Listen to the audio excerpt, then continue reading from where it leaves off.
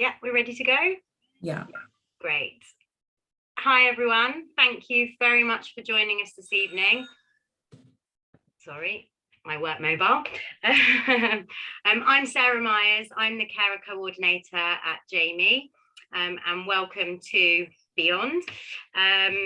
In 2019, referrals to the carer service for parents with under 18-year-olds with mental illness made up for 18% of all our overall referrals to the carer service. Since the start of the pandemic, this figure is closer to 50%. It's no secret that both statutory and private services are struggling to cope with the demand, leaving individuals on long waiting lists with very little, if any, support.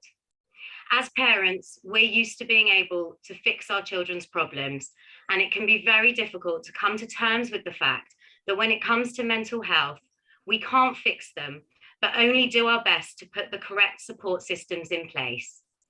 It's often very difficult for the young person struggling to know what it is that they need or want to make them feel better. With this in mind, I'm delighted to welcome Johnny Benjamin from the youth mental health charity Beyond and 4 members of their youth board, Sami, Zoe, Gabby, and Adam. We're very grateful to them for agreeing to be a part of this evening and to answer questions from parents with the aim of giving parents strategies and tools that they can use to support their child and to gain some understanding of what it's like to be a young person with mental ill health. The questions that we have this evening have been put together by parents currently using our carers service. Due to the nature of the subject matter, some of the content may be triggering to anyone with similar experiences, and we will be offering signposting at the end of this talk. It's now my great pleasure to introduce you to Johnny, who will give a brief introduction before we move on to the questions. Thanks, Johnny. Thanks, Sarah. So good evening, everyone. Thank you so much for joining us tonight. Really appreciate it. Yeah, very excited to be here with Jami. So I set up Beyond in 2018 as a youth mental health charity, and we're a grant-giving charity primarily. So we've given grants to lots of different mental health initiatives, mental health charities around the UK. We now give directly as well to schools and colleges. We've seen, as you heard from Sarah, a massive increase in need since the pandemic began and since the lockdowns occurred. So yeah, we're giving funding directly now to schools so they can bring in things like counsellors or art therapists or psychotherapists, whatever the school or college needs, we're able to hopefully provide. We also have an annual mental health festival for schools and colleges, and our next one is in just a few weeks on February the 9th. So we'd love you to sign up if you haven't already. All the details via our website, wearebeyond.org.uk. But everything that we do is shaped by our youth boards. And I'm really, really pleased that 4 of these amazing young people are here tonight. So all our youth boards, there's around 30 of them. They all have lived experience, all different ages, all different backgrounds, all different parts of the UK, and all extremely inspiring. And I'm sure that you will be inspired and you will learn a lot from these 4 that are here tonight. So huge thank you to you guys for joining us and for sharing your experience with everyone. Maybe just to start, maybe just a little intro of just your name, your age, where you're from, just to give people some kind of context. So just because you're first on my screen, Zoe, do you want to go first? Just a bit of an intro about me, Johnny. Yeah, just name, age, where you're from, anything else you want to say, for sure. My name is Zoe. I'm 24, from Northwest London, and I currently work with very young children. They're 3 and 4, like preschool age. That is my passion, and I love it. It is a bit challenging for me because I suffer with OCD, and mine is contamination OCD. So I'm really trying to put my passion before my OCD. But yeah, that's me. Thank you, Zoe. Appreciate that. Thank you. So next on my screen, we have Sami. Yeah, hi everyone. My name's Sami Novick. I'm 21. I'm from Radlett, Hertfordshire, and I'm very passionate about mental health. I like to do a lot for charity for mental health, and I'm looking to do a boxing charity fight later this year for Beyond and the Ollie Lee Trust. I've previously done blogs for Beyond in the past, and I'm proud to represent them. I'm wearing a T-shirt for Beyond tonight, so very proud to represent them tonight. Thanks, Sammy. Yeah, I know. That's really bad. You're wearing a T-shirt. I completely forgot mine. So at least one of us is representing the charity. So thank you. We Thank all you are. for that. Adam, you're next on the screen. Hi, I'm Adam. I'm 23 from Bushy. Currently, I'm studying learning disability nursing. We also have a passion for mental health too. Amazing. Thank you, Adam. Thank you. And last but by no means least, Gabs, you're at the bottom of my screen. So yeah, off you go. Hi, I'm Gabriella Spillman. I'm 14 and I'm also from Radlett. And I got involved with Beyond to support people with mental health, specifically people my age, because I know what it's like to experience it and how bad it can really be. So I'm just here to help out. And yeah. Amazing. Yeah, really, honestly, we are so grateful. Sarah, myself, everyone here tonight is so grateful to you for coming along and for sharing your experiences, because I think we're going to learn a lot from you already. I've learned a lot, actually. So Sarah, shall I hand back to you and you can start off with the questions? Yes, thanks, Johnny. And thanks again, guys. Really is amazing to have you all here. So just to start off, and feel free, whoever wants to kind of jump in and start answering. But I suppose one of the things that we're often asked are, what are the signs to look out for when you're starting to feel unwell? What would you want your parents to look out for, to see when you're not necessarily able to vocalize how you're feeling? Thanks, Zoe. I think definitely a change in behavior and personality.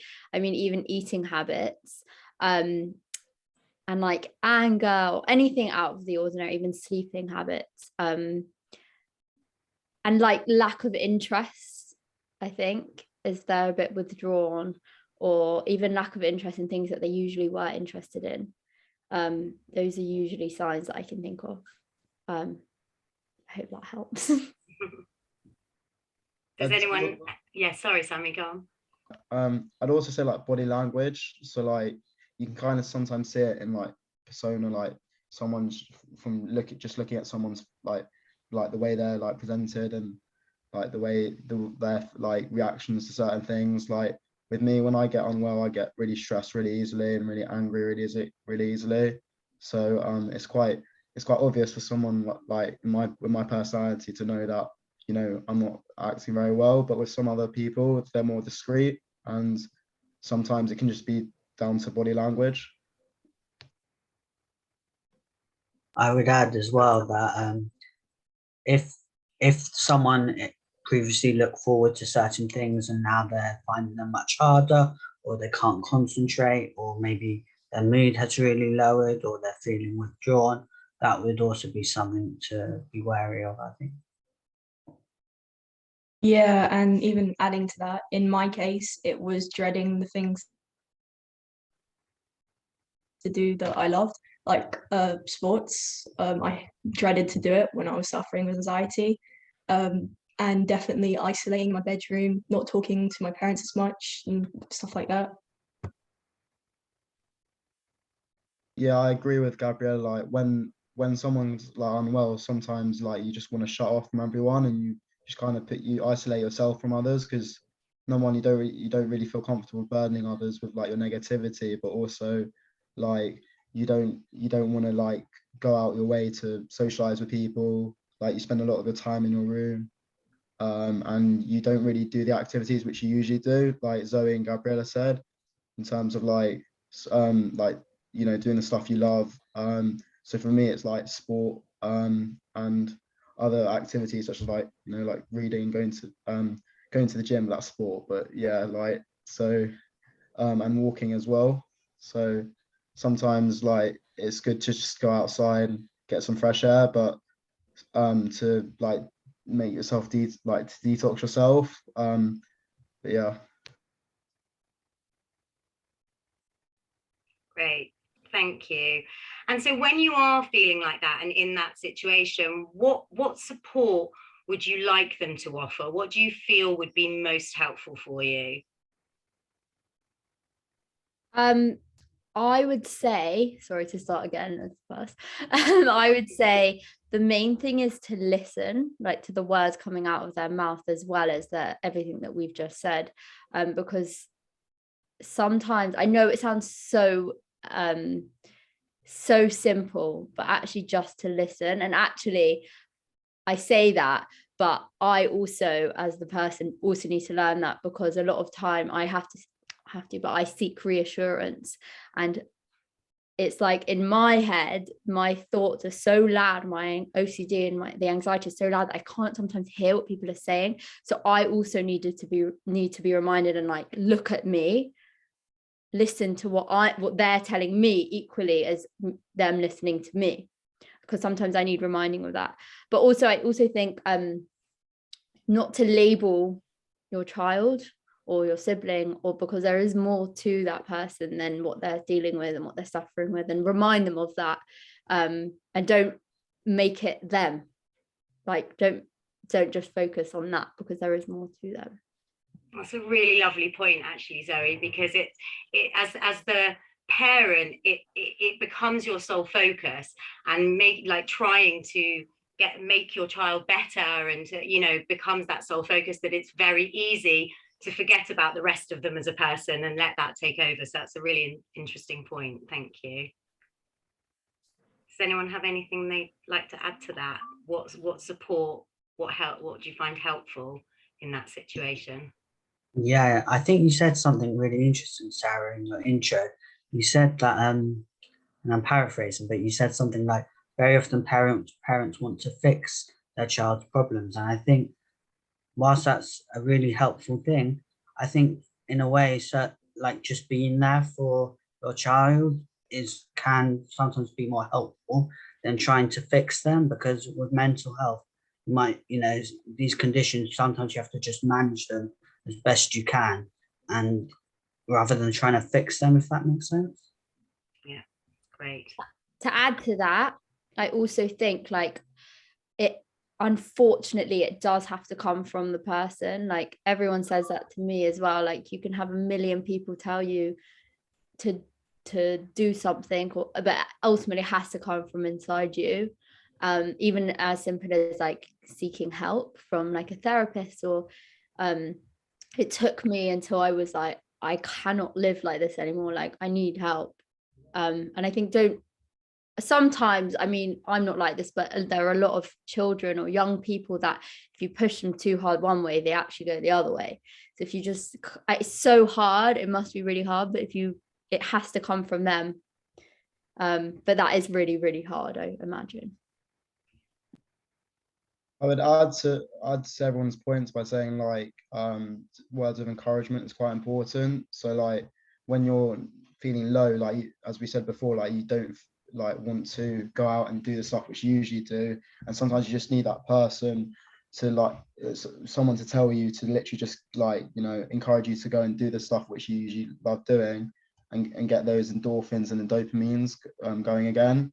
I'd also say, as I think Zoe said it as well, but just to emphasize on it, is to listen to people just expressing their emotions. Like sometimes it's important for a parent just to sit there and listen, rather than, and sometimes you don't even need to say anything. You just listen to what your child's saying, and let them express all their burden not onto someone else, but just expressing their emotions and letting it all out. Sometimes it's just important just to be there and just to listen, but actively listen. So you can so you know when to give certain advice at certain moments in that conversation, which is quite important. Thank you. I mean, totally adding on to that, I think the best thing to do is to wait for them to come to you first, because if you feel like something's wrong, always wait for them to come to you, and if they don't, that's when you go to them. And constant reassurance, asking if they're okay, but not completely sugarcoating it, so treating them differently, like everyone else has been saying. Yeah. Thank you. And I'm intrigued as well, actually. So where would you want those sort of conversations to take place? Like, is it at home? Even is it in your bedroom, or is it like downstairs in the living room? Or would you prefer like having that conversation away from home, like in the car or going for a walk, or even like, like phones? Like, do you prefer communication by phone or face to face? What do you prefer in terms of communication? I think it depends on the moment. Like if I'm feeling quite angry and frustrated, sometimes I just need to step away from everyone and go in my room and then text my mum or my dad. It's usually my mum, to be honest, but I'll text my mum and just be like, I'm finding it quite hard at the moment. This is why I'm being angry, like X, Y, and Z, and then I'll like let it out through that way. But sometimes I quite like talking to my mum in my room, like privately, away from all my like siblings, and just for some privacy. So it kind of depends on how you feel, but I think for a parent, it's important to be flexible to like a child's needs, because sometimes it can be a walk through the park, a walk around the fields, or in the car, like when you're just with them. Because sometimes a child's like cry for help could just be like that moment where they can spend some time together with that parent privately, whereas they might not want to do it in front of their siblings or in front of the parents' friends. So yeah, it kind of depends on the moment, I'd say, for me anyway. Yep. What about anyone else? Have you got a preference? I think it's also like, for me, it's not location, it's the feeling, like feeling safe and providing a safe environment.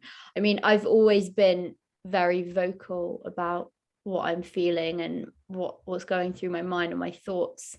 But I mean, if you're like, I can get very angry, and if I'm angry, I'm not gonna speak clearly. So I know the best time is when I'm calm, which is mostly when I'm home and in your own safe environment. But yeah, I think Gabriella said as well, like sometimes someone might bring it up and I'll just be like, I really don't want to talk about it right now. And it has to be like that feeling where it's like, okay, I want to talk about it. Like, again, coming from the person. But yeah, I think it's providing a safe environment for them to feel like they can share, because it's like inner thoughts that it's scary. It's a scary thing, like to even communicate sometimes, and especially when the other person may have no understanding about it. But also it's personally, when you do explain as well, it does help the situation, because if you communicate with what support you need and what support helps you, how is someone else, this comes with age, but how is anyone else going to know how to deal with you and help you at your worst if you don't communicate that? But obviously for when you're younger, that comes with age. But yeah, definitely feeling safe and calm. I think asking for help can be a really big step, and for a lot of people really challenging as well. So I think that could, asking for help can be in the form of a text, and you might not necessarily say, oh, I need some help, but for a parent, just knowing that it might come in different forms, because it's a big step, and I think that's important to consider as well. And asking for help is probably most likely easier on text, because you're hiding behind a screen, you don't have to keep that eye contact and everything. But it's hard to read people on text, and for me, I find it a lot easier to talk about myself and what I'm feeling through walks and being outside, because that's what I like to prefer. Because when I'm inside, I kind of feel trapped and like I can't be honest. Thank you. So insightful. Thank you. Yeah, it's really interesting to hear it from your perspective, because from a parent's perspective, whilst now we do use text and we don't use our phones, the majority of us, I would say, in the same way that younger people do.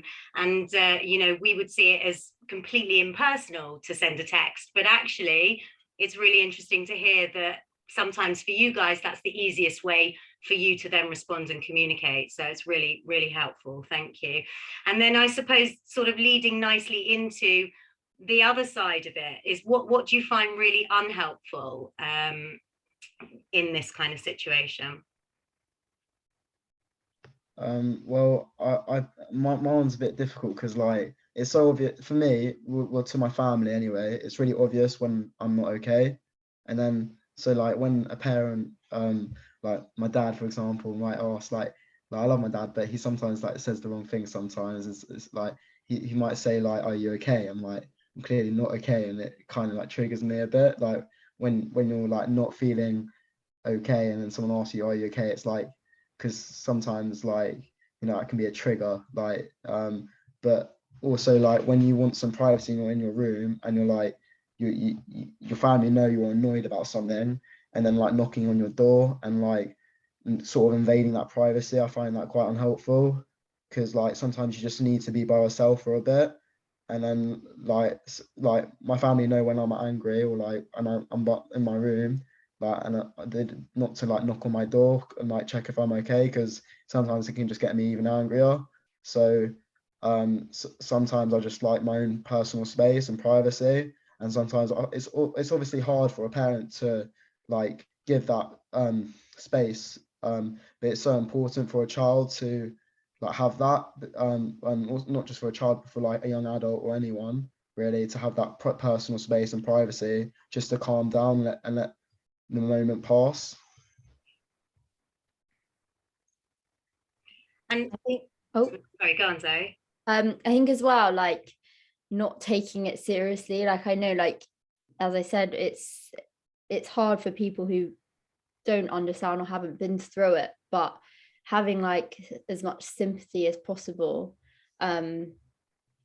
I don't know, or like making jokes. Like personally, sometimes I can absolutely, like some of my things that I come out with when I'm at my worst are silly, and when I'm out of my like time, I can laugh about it, but there is a time and place. And I know that's really hard because unfortunately sometimes you have to go through things to understand what is helpful and what's not, and you have to experience a bad reaction to know, okay, I shouldn't have done that. Like I shouldn't have, like what Sami said, I shouldn't have walked in, knocked on their door. Like it makes him angry, but you only learn that when from those experiences.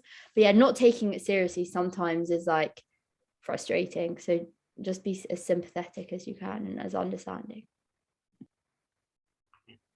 Yeah, and adding to Sami's point, I'd say the worst thing to do is to pester someone constantly about it, you know, continuously asking if they're okay and what's wrong. And if they just say they're fine, obviously you can tell they're not. You know, sometimes the best thing to do is just to wait for them to come to you first, because you just don't feel like you can open up when someone is constantly asking you what's wrong. And also just treating them differently when you do tell them what's wrong. Yeah, that's like the best way I can explain it. I think as well, like being with them as you normally would, not overreacting, because I think the person themselves, if they sense that someone is taking it too seriously and getting too overwhelmed, they'll have a worse reaction. They'll get even more panicked, etc., and the cycle sort of spirals downwards, I think. Mm-hmm. Yeah. So what type of kind of language is more helpful then? I'm really interested to know. Like Sami, you said like, and Gabs, you said as well, like, oh, pestering someone like, are you all right? Are you okay?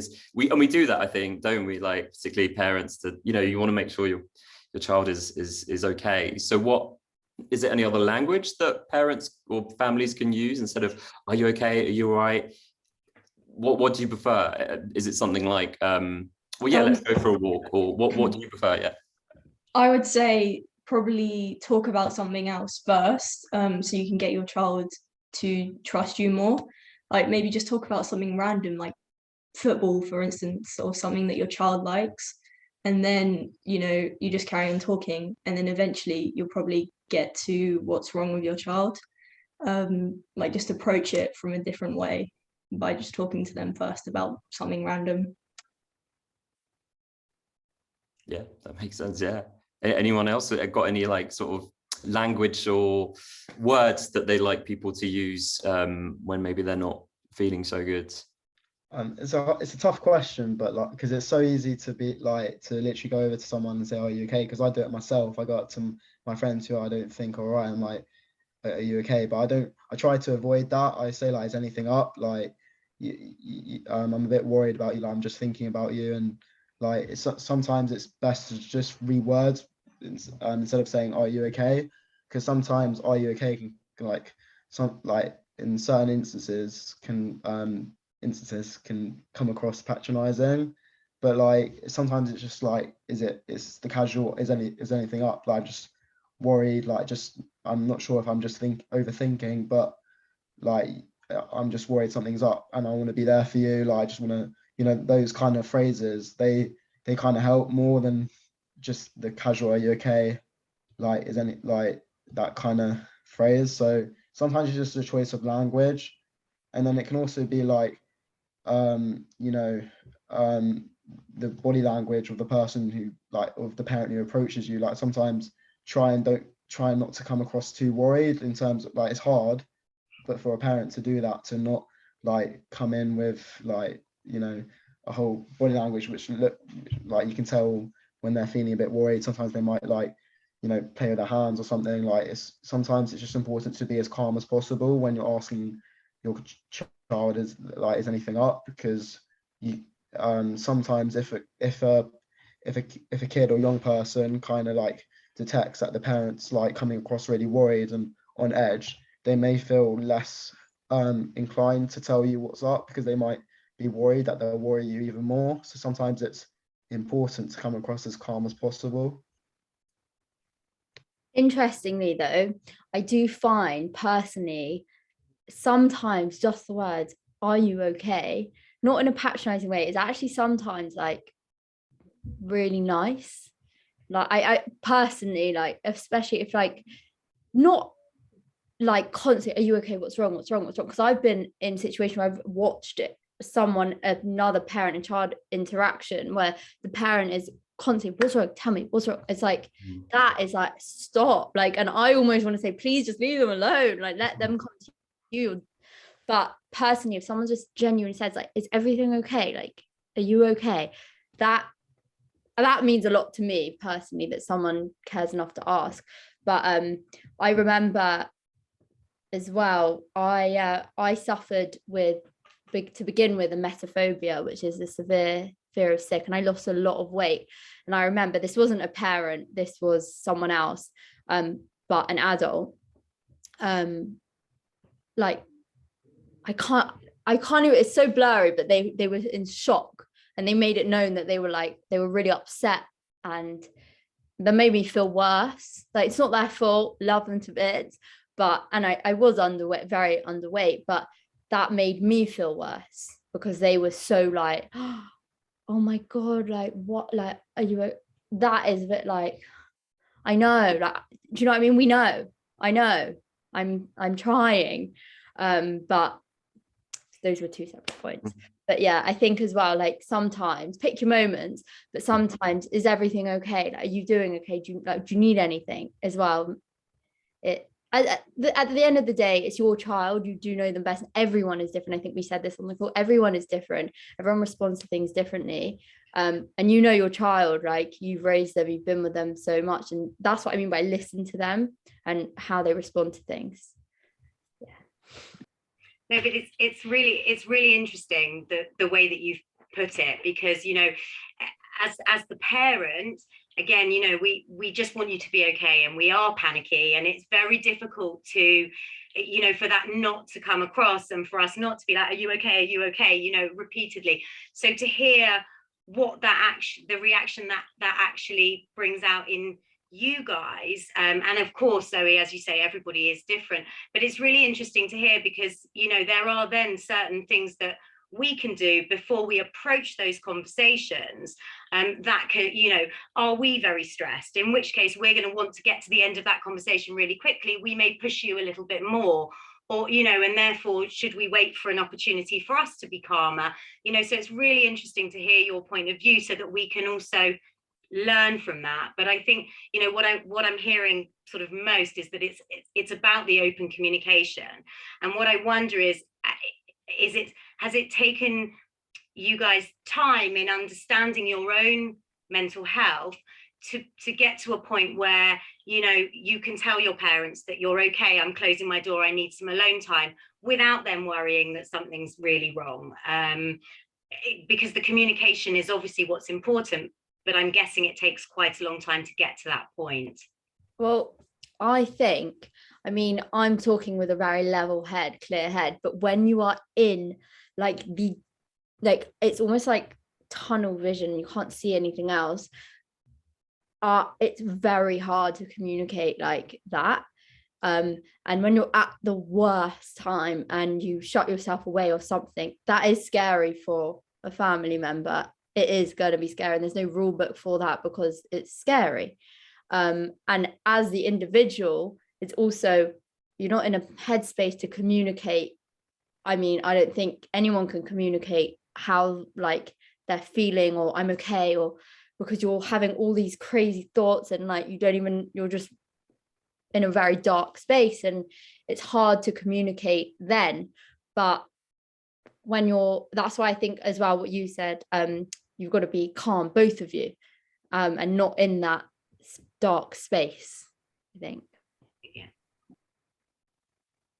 I'm intrigued actually. Has anyone, while they're well, has anyone sat down with family members or parents and been this is sort of, what's the word, an action plan if I do get unwell? Or I know some people create a box with all the stuff they might need when they become unwell, like films and I don't know, bath bombs or whatever. Has anyone actually sat down with family members and done an action plan at all? I'm just intrigued. Yeah. Sorry, you go. All right. I probably have tried to do it before, but I haven't felt like I could, because it's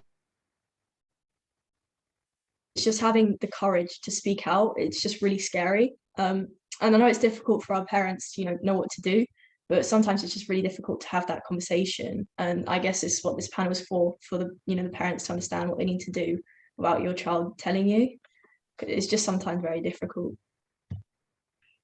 And I think it's really important to admit that and be honest about that. As parents, as siblings, as young people, this is such a difficult conversation to have, and that's okay. That's okay. We're not given the tools or the language as we grow up. We don't have the emotional literacy, as they call it, in school, So this is a new conversation, a new sort of language for a lot of people, and that's okay. I think we should be kind to ourselves, whether you're a parent or a young, whoever you are, when you're having this conversation, go easy on yourself, because it's not easy, right, Sarah? Yeah, absolutely. It's really not easy. And, I think young people today have a much better understanding of mental health, of mental illness.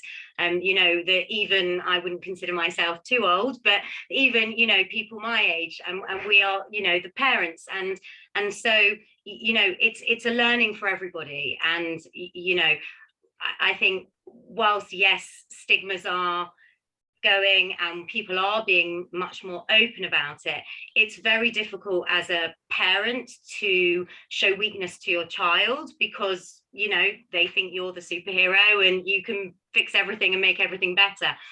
When it comes to this, you become a lot more human on both sides, and I think that's very difficult for some parents to appreciate and to go along with, because it does change the dynamic. But ultimately, by showing some of our weaknesses, or as parents, it can often help to open up those conversations and make it easier for our children to realize that we have these feelings too, and that we can support each other and help each other. Yeah. I think in terms of what Johnny said, I've been able to, thank God, I've been pretty okay for the past few years, but when I have like these moments where I like need reassurance and help, and I can go on and on and on and on. When I've been level-headed and calm, I've talked to my family. I'm like, right, when I am like that, this is what helps me. This is what you need to do, and remind me, because right now I feel really calm, and maybe in like an hour I may not, because for me it's situations with my OCD. But yeah, I mean, again, it comes with experience, and as you get older, to be aware, because when a few years ago when I was in that dark place, I don't think I even knew. You don't really know what you need, and it's you learn, but it's like it's hard to communicate that. That's why it is really important to just be there and support whatever they need, as in, of course, but it's really hard when they're in that dark place, or to find out what is helpful and what's not, because they're learning as well. But that in itself is really useful to know, you know, because as I say, we try and fix it, we try and, you know, make everything better, and actually sometimes to just know that you don't know what you need, and you don't know what would help, and you just need to sit with how you're feeling, and be supported sitting with how you're feeling, without having to come up with a solution. And as the parent, we feel like that's what we need to do all the time. So it's really, really interesting to hear. What I find really helpful, especially coming from my parents, especially my mum, is when I get really impatient and worked up over things, and sometimes like Zoe said, I sometimes get a tunnel vision where I get really wound up over certain stuff which I can't control. And sometimes it's important for someone just to be there and say, you know, it might not be okay right now, but in the grand scheme of things, it'll be okay in a few days and it'll get sorted, and you don't need to worry about it that much, because in the grand scheme of things, by the next week, you won't be thinking about it at all. And sometimes it's really important for a parent just to put things into perspective. So for example, I run a business, and I sometimes get really stressed out over the business, and I get really worked up, and my mum can see I'm just on my phone the whole time. I get very angry and very stressed out about it. But what calms me down is when my mum's just like, you know what, it'll get sorted, just relax, take a deep breath. You know, it might not be okay now, but in a few days it'll get sorted. And you need, like, one of my flaws is my own patience. So sometimes it's just important for someone just to be there and just to say, you know what, calm down, take a deep breath, relax, like in a few days it'll get sorted, etc., etc. So yeah, like that's one thing I find really helpful coming from a parent, like especially my mom, who like really calms me down those like really like stressed out moments. Something that helps me is like remembering what matters to me. So when I'm in a bad headspace and I've got that tunnel vision and seeing everything in like a bad light, just remembering what matters, like even if it's like 3 things, having that routine, and then at the end of the day looking back at what I have achieved and feeling a bit accomplished, I can tick those things off. I have that routine of what matters to me, even though I'm not going to let this illness stop me. Like I can have it without it having me, and that's something I try to keep in mind. And also that this too shall pass, and all these helpful things. I think also I'm very fortunate. My mum is like the most positive person on this planet, and it positively rubs off on the child. And we always do affirmations, positive affirmations, and they do really help, genuinely really help.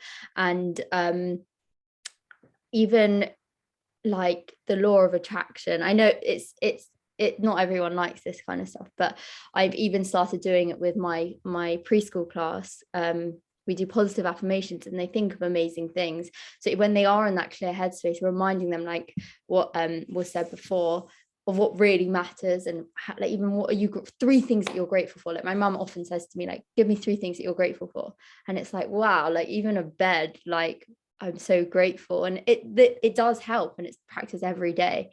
But yeah, that does help. A lot of positivity constantly.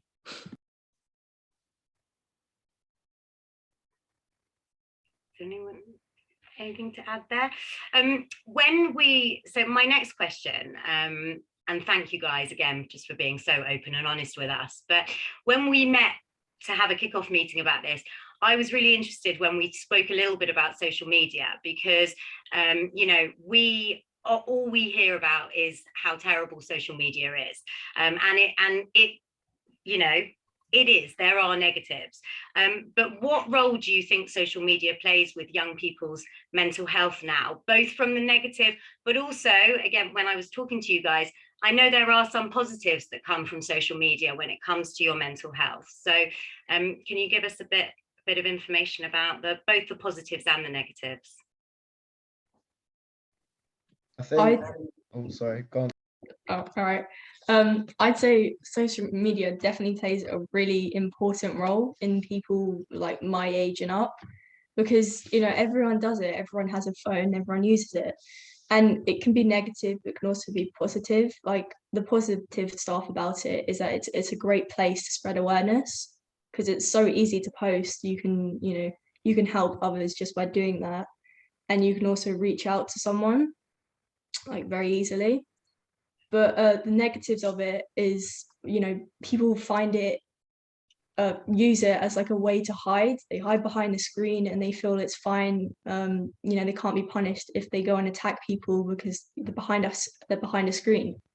And that is what, you know, a lot of stuff like people my age do.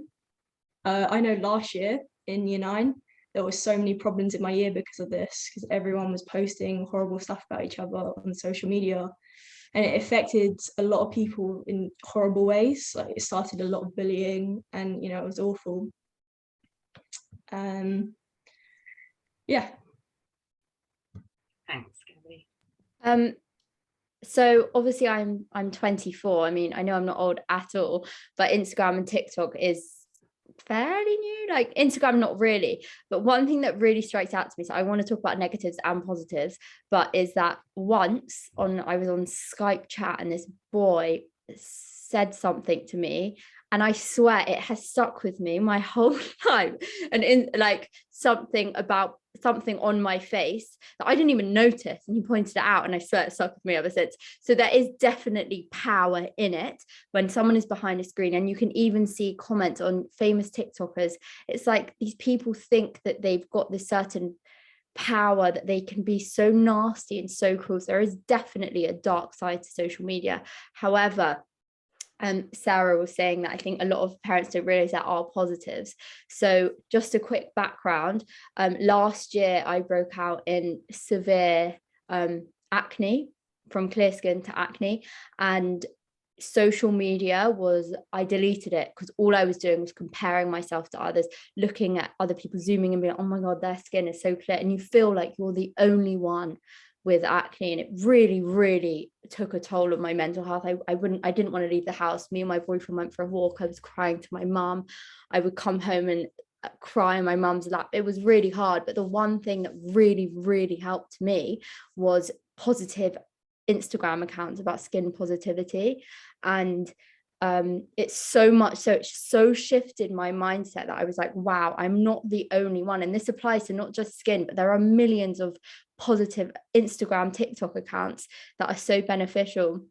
And what happened with me is I realized, wow, I'm not the only one. And all these positive captions and being so raw and vulnerable, it actually influenced me to share my story. And I now have an Instagram account called I Am Not My Skin. And I started doing jumpers, and 10% went to Johnny's charity Beyond, 10% of the profit. And yeah, so it influenced me, and I have had an amazing response from it. And it both helps me. I share about mental health on there. I do live interviews, and it really, so that is a positive side of social media, because it really helped me, and it took me out of that phase of literally I would walk out like this to literally posting pictures up like this with my skin out. And that is thanks to social media. I'd say it's important to use social media in a balanced way. There's so many great things about social media. Like, you can see it's so easy to set up to do stuff for charity on social media. it's really easy to like, you know, share your experiences to inspire other people, and it's a really good platform to like, you know, reach out to people, as Gabriella said, but also like there's all these positive Instagram accounts, like Zoe said, in terms of like, you know, like for me, I cope with depression, and I look at Instagram for like inspirational quotes to like get me through sometimes tough moments, and they like really inspire me, and I find Instagram and other social media platforms very like a very good like a positive upbeat, like you can use it in a positive upbeat way, and I use it as a source of inspiration. But then on the other hand, there are negatives to social media, like as Gabriella said, you can hide behind the screen and say some really nasty stuff. When I was younger, there was like this massive WhatsApp group with everyone in my school, and there were so many arguments on there, and everyone like, I mean, everyone's like, it was always someone new who got targeted like with bullying on there, and like people make memes and like, you know, write some horrible stuff on there, and they wouldn't say anything in person. And it's kind of like, wow, you can really like misuse social media if you use it too much. And I think at a young age, we're all vulnerable, we're all using it too much. We weren't undereducated with how to use a phone, because I think in our generation, like we've all been brought up to use social media, but we haven't been educated enough to regulate it effectively. When there is so many like prosperous opportunities we can use to, you know, enhance the mental health stigma with social media, but then there is a flip side where, you know, there can be loads of bullying, there can be, you know, like it can be a platform to like really like spread hate and put out really, you know, negative stuff out there. Like for example, with TikTok, with my experiences, they use algorithms. So if you like a TikTok, a similar TikTok will come up with like the same theme. So like sometimes when I feel depressed, I sometimes like a TikTok, and it's a depressing TikTok, but then the next thing, another depressing TikTok will come up, and the next thing you know, you're just feeling more and more depressed as you go on TikTok. And that's why I know when I feel like that, not to go on TikTok, because it'll just make me feel more and more down, because I know I'll start liking all these like stuff which related to how I'm feeling at that moment. But yeah, I think there needs to be some sort of I think there should be like I've always said there should be, mental health should be a subject in school, because I think like people with social media can be so dangerous, like with how people can misuse it, people can exploit it, people can like use it to let out all their emotions and say what they're thinking, but that's not necessarily a healthy thing. And there should be a better education for young people to use social media for the right reasons, because there's unlimited potential, I think, of social media with enhancing the mental health stigma, as I said before, but there's also the side where it can be very detrimental. And I just think like I think, you know, there should there needs to be better education with social media, and better regulation with, I mean, especially with young people, how they can use social media, etc., etc. Something I'd like to add is that with social media, I think we all forget, myself included, it's a person's highlights. No one really posts about, you know, oh, I'm having a downtime today. I mean, it doesn't really happen. So when we're in that dark place and we look at Facebook, Instagram, we see all these positive things, we need to keep in mind that that's what, you know, that's this person's highlights. It's not there every day. And another thing about it is that it's not specifically social media, but it comes with it. You know, if you're on your phone at night scrolling through, then you're not going to have a good night's sleep, and that obviously affects mental and physical health as well. So I think that's important to consider as well. And the positives are, I guess, that, you know, you can have inspirational content as well, motivational, to help you on mental health and all kinds of different things. Yeah, thank you for that. Yes. I know we're running out of time. We've got a couple of questions, but I just really want to ask really quickly to you all, can you have that conversation with your family? Do they, particularly when you're not well in terms of social media or technology, how would you like your family to maybe check in with you in terms of your social media use or your technology use? What's helpful, what's not helpful, just quickly? Well, when I get on well, I post loads on social media. I think my whole family knows that. Like, so I post very excessively. And so it's quite obvious to my mum and like to my sisters and everyone around me, and my cousins, and it's really obvious when I'm not well. And I kind of get a bit like manic with how I use social media. So sometimes I just need that one person to tell me to like, try and post a bit less. Like I don't like and word it in a particular way where I won't find it like they're telling me off, because sometimes I can react in a sensitive way. Like I don't take it like very well when I'm in that specific mode with my headspace. Sure.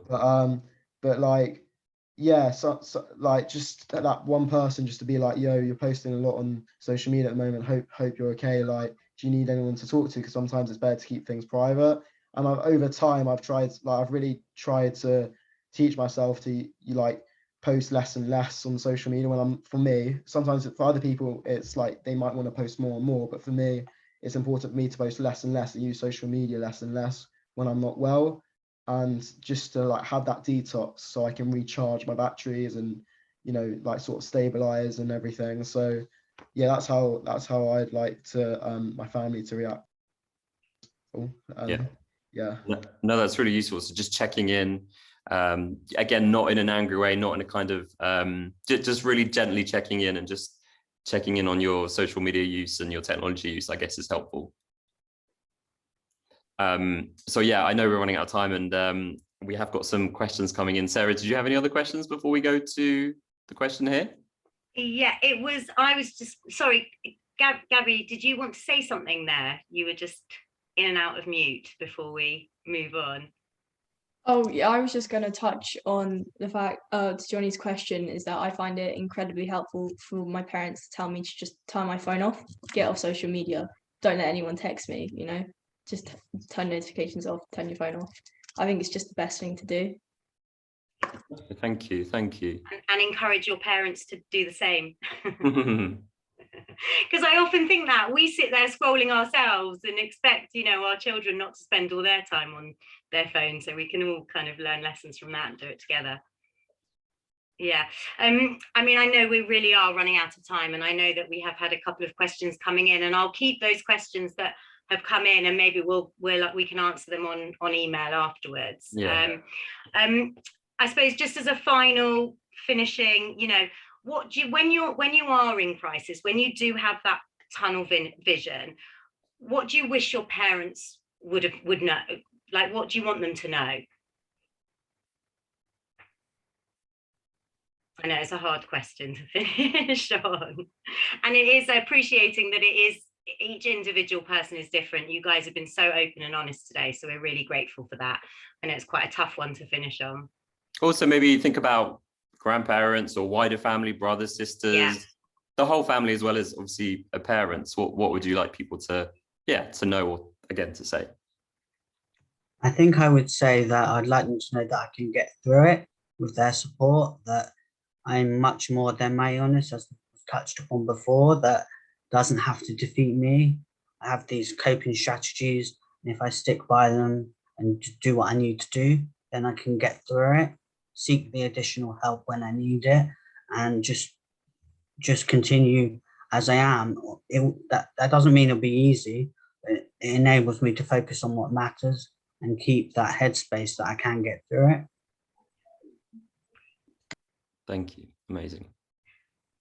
I think as well, and this is really weird, but not weird at all. I don't know why I just said that, but I would, if I could go back in time a few years ago and like put myself now into that situation, I just want to say thank you for just being there. Like, I feel very, very grateful for my family.